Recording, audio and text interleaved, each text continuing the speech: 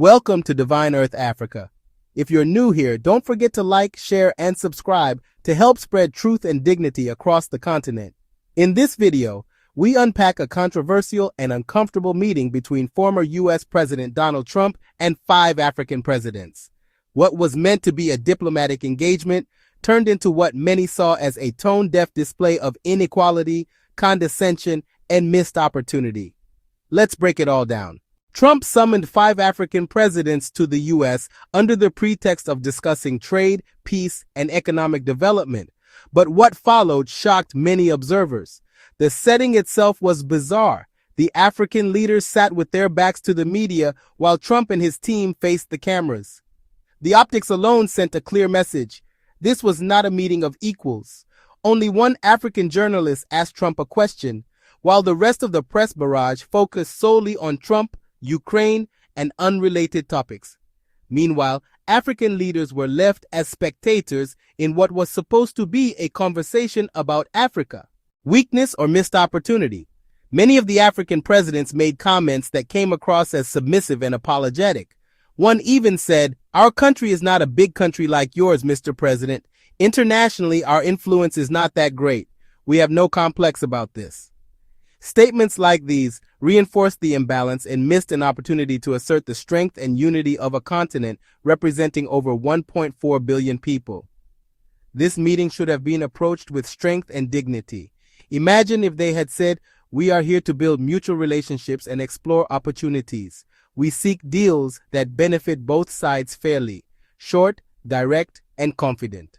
Instead, the tone was weak, the presence lacked impact, and the media exposure made it worse. Encourage the countries here today to make greater investments in defense, hopefully, of course, buying our equipment, because we do make the best defense equipment. I guess we proved that about 2 weeks ago in Iran, but we make the best equipment, best military equipment anywhere in the world by far. There's nobody. Trump's strange offers and statements.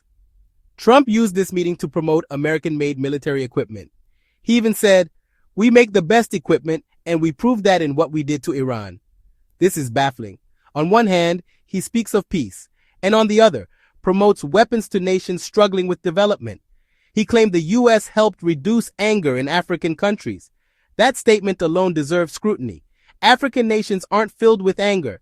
They are filled with resilience, culture, and potential. To reduce our story to anger is deeply insulting. They've been fighting for 30 years. 7 million are dead, and they think the number is actually quite a bit higher than that. It's been a long and vicious fight, and I just wanted to say that the countries represented were very happy that we were able to solve that problem.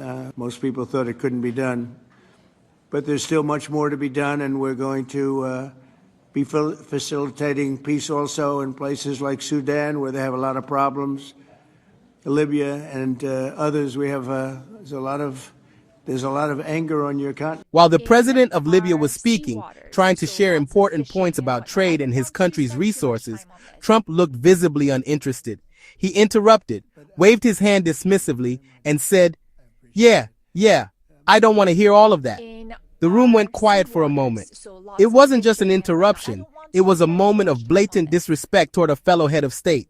A reminder of how African leaders are still treated on the world stage, even in high-level diplomatic settings. In our sea waters, so lots of fishing and whatnot. I don't want to spend too much time on this. But I appreciate it very much. I appreciate it. Maybe we're going to have to go a little bit quicker than this because we have a whole schedule. If I could just say it's, your name and your country would be great. Thank you, please. A glimmer of strength. Not all was lost. The president of Gabon made an important point, saying, "We want our raw materials to be processed locally. This creates jobs for our youth and stops them from risking their lives crossing oceans." This was a rare moment of clarity and hope, asking for help not to extract but to empower. Senegal's president tried to connect by inviting Trump to play golf in Senegal as a tourism investment opportunity. While lighthearted, it still lacked the diplomatic weight the moment demanded. What should have happened? The African leaders should have spoken with one voice, representing the dreams of 1.5 billion people. Instead of asking for validation, They could have said, "We are open to partnerships that prioritize our development, not our exploitation." Rather than sitting with their backs turned and speaking apologetically, they should have stood tall, kept their words concise, and demanded the respect their position deserves.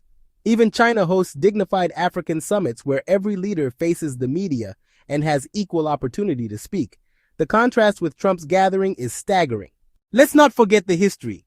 The Sahel region, still suffering today, is a product of US and NATO-led regime change operations, like the one in Libya that unleashed chaos across West Africa. Today, those very weapons and fighters have contributed to instability in Mali, Burkina Faso, and Niger. So when Trump speaks of peace, many Africans remember not just the words, but the history. Words ring hollow when the actions behind them have brought so much pain. Africa must unite. Why do we still run to outside powers for validation?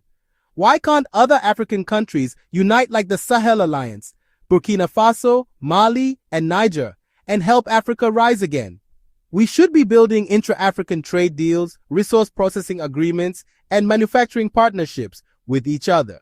Before seeking trade with those who have exploited us for decades, Africa must first seek unity with itself. This meeting wasn't just disappointing, it was a lost opportunity. Still, moments like this teach us that African dignity and strength do not need outside permission. They need unity, clarity, and leaders who speak boldly for their people. Let us raise the bar. Let us demand better. Let us rise. If you believe in Africa's future, if you believe in dignity and truth, please write "Africa will rise with dignity" in the comments. Don't forget to like, share, and subscribe to Divine Earth Africa. We'll see you in the next video.